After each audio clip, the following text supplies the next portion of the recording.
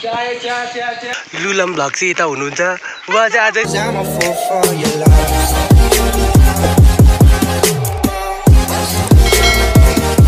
Welcome to new vlog guys good morning नमस्ते।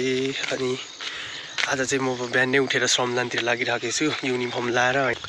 के गर्नु हुँदैछ तपाईहरु चाहिँ है? आज शनिबार सोमबार हो, श्रमदाता भएपछि रम गर्नु जानुपर्ने हुन्छ। त्यही भएर म चाहिँ चियाबारीमा आज पनि लल्लुपाते फुलहरू रोप्ने कार्यक्रम छ, त्यही भएर जाँदैछु।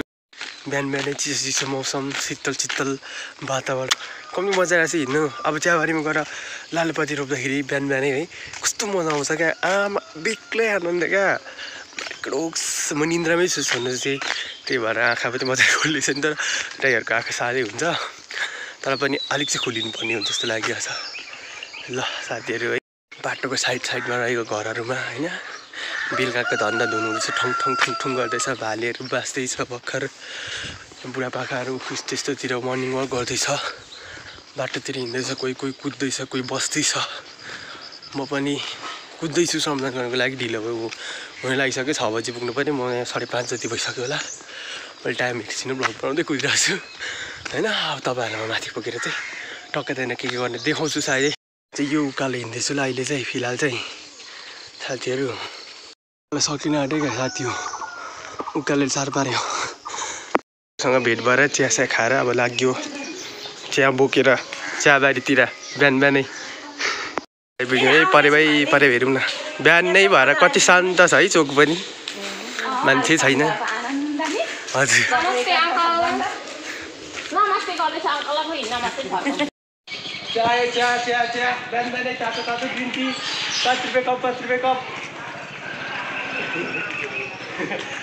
खोइ चिया खाने कोही आएन त। त्यही त नि। एक कप चिया किन्नुहुन्छ कि? कसरी हो भाइ? यो 2 रुपियाँ कप। म 20 रुपियाँ कप लिइदिन्छु।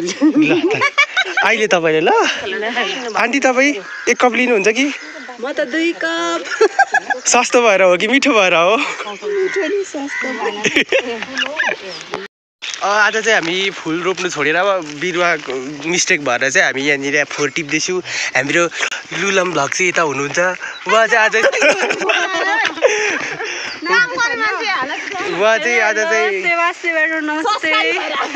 चाहिँ डेटिङ गएको थियो अरे। 9 बजी मात्रै आइपुगेको छ उयो गर्नु चाहिँ, श्रमदान गर्नु चाहिँ। गएको थियो कि तर कोसँग डेटिङ गएको थाहा भएन।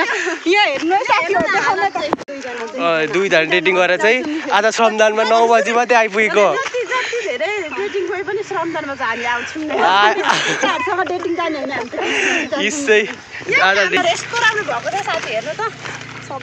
त्यहाँनिर चाहिँ यहाँ फुलेपछि तपाईँहरू फोटो खिच्न आउनु होला, टिकटक बनाउनु। आन्टी तपाईँ के भएर चाहनुहुन्छ? अस्तिको औँठी त अनि के हो तपाईँले खनेर निकाल्नु भएको त?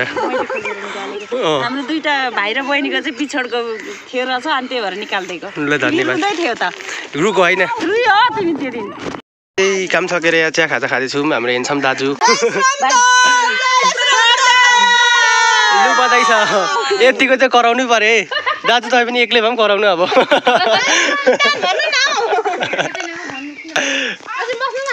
ओ आज साँझ खाँदा अब चाहिँ घरतिर लाग्ने कार्यक्रम गर्न लाग्यो है गाइस। आजको भ्लग चाहिँ यति नै।